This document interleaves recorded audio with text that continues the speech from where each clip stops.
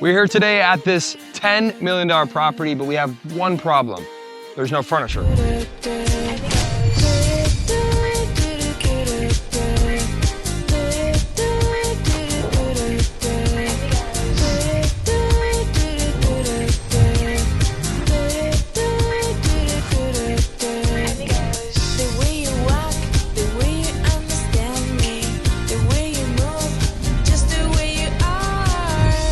So step one of shooting a house that has no furniture is focus on just the simple things like drone shots, front of the house, the back of the house. These are shots that don't need furniture. And also do not overthink it, because when you're shooting, you can add furniture anywhere. In the edit, furniture appearing and disappearing is actually a pretty cool thing, likely going to increase shares, likes, engagement, the vibe. So I'm gonna get a long shot right here so you guys can see, kind of how I shot it, and then in the editing, when we show you guys how to edit it, how it's done. Step number 2 to shooting a house that has no furniture is anticipate for furniture snaps. Here's what I mean. There's no furniture. Now the furniture, here it is. It's coming in out of nowhere, but now the furniture is snapping away, and I'm shooting it so that the furniture snaps back in. If you can anticipate the furniture being there, then it's not there, then it's there, then it's not there, you're anticipating for the edit. Step 3 is focus on the detail shots. What do I mean by that? Focus on what doesn't need any furniture. So for example, you have a shot of this beautiful golf course right here, nice hill in Florida. It's probably the only hill that we've ever had in Florida, man-made. Focus on the details, the kitchen, the view, things like this, every video needs, and it makes the house feel fuller and more real, even when there's no furniture. All right, so now that you know how to shoot it, it's time to talk about how to edit it. You're learning from Micah, 910 Academy student. He's 17 years old, making over $10,000 a month doing real estate media. Let's get to Micah. Boom! What's going on, guys? We are now going to dive into the editing process of how to create the AI furniture transition. So let's dive into it. All right, so we have our first clip. So what I'm going to do first is I'm going to now color it. I'm not going to add a look LUT yet, as I just want a natural balanced image. From there, I'm going to come to the start. So what I'm going to do now is we are going to export our frames, which is point A and point B.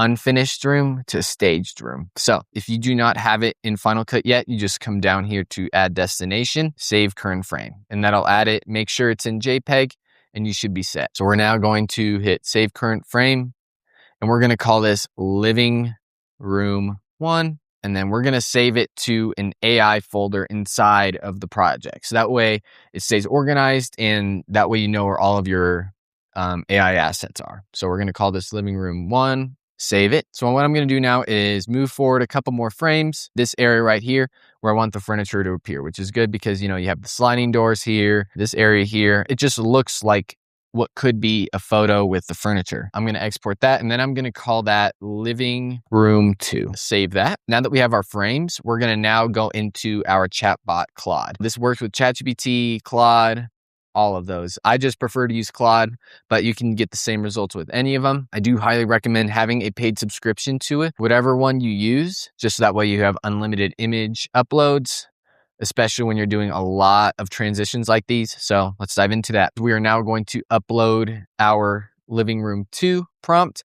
We're going to upload it into there. And we're now just going to ask Claude, act like an expert on AI prompting, and give me a prompt to give Nano Banana Pro to seamlessly insert chic, luxurious South Florida style furniture into this living room. And then now I'm just going to ask it a couple more details of the type of furniture I want, so that way I get the best results. So I'm just going to say, keep it to light, airy tones with some bright pastel colored accents. Also add a pastel colored art piece on the back wall. We're now going to hit enter. It's going to give me this prompt in the form of JSON code, which is just the best way to communicate to Nano Banana Pro to get the best results. All right, so now that it's finished, we're going to hit this little copy button right there. We're now going to come to Higgsfield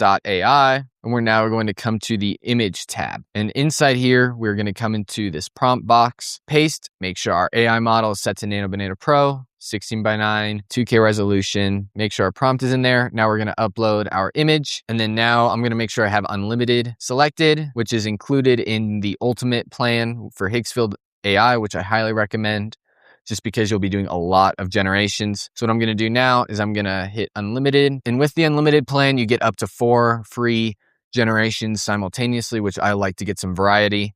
So we'll see what it gives me. You can explode the house if you want and, take a look. Yeah, that was pretty cool, but here's the thing. What's really cool is getting paid. And you might like the house blowing up, but your client, he's not all about the house blowing up. So my encouragement for you guys is to focus on the furniture, focus on the renovations, and focus on the new construction. Alrighty, so now that we have our generations, I'm just gonna look through and see whatever one I like. This one right here. So we're just gonna hit download, bring that back into our AI folder. And so now what we're gonna do, go back into Claude. We're gonna upload our original first frame, and then we're gonna upload our new one. And now we're gonna just say, act like an expert on AI prompting and give me a prompt to give Kling01. That's gonna be the AI model we use for the video, to create a seamless transition between these two images as the camera dollies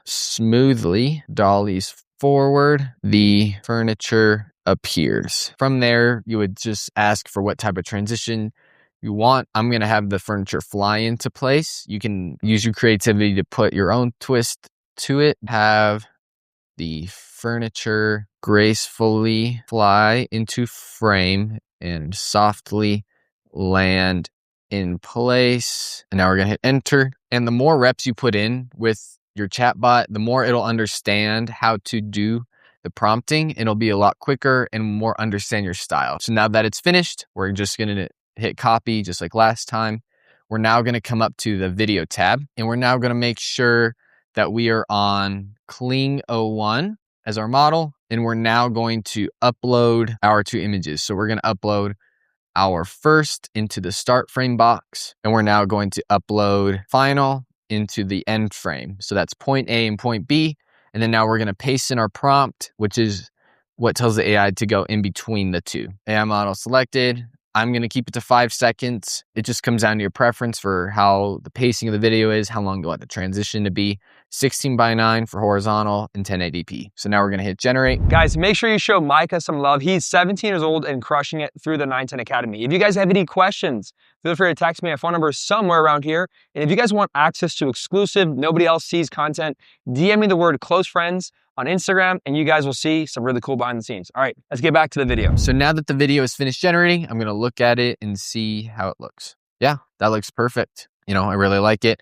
If for whatever reason, you don't like your result, you can go back to Claude or your chatbot, tell it what you didn't like about it, and ask it to improve the prompt. So now that that's finished, I'm going to download it. We're now going to put it into our AI folder, and then now we can bring it into our timeline. And so, some of the things I like to do is, depending on the pacing of my video, is, maybe speed it up a bit to like 200% and maybe slow down the end of it a bit, smooth that out. Add some machine learning optical flow. Maybe we'll also add a bounce effect just to make it feel more dynamic. Just adjust some settings like so. And after that, you should get something like this. And that's just the way I like to do it. You can add your own creative twist to it with different effects, your own style.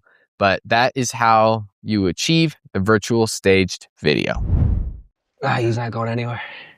I got Florida man. Yo, stop. It's sticky. I'm trying to save you. Yo, just get back to furniture.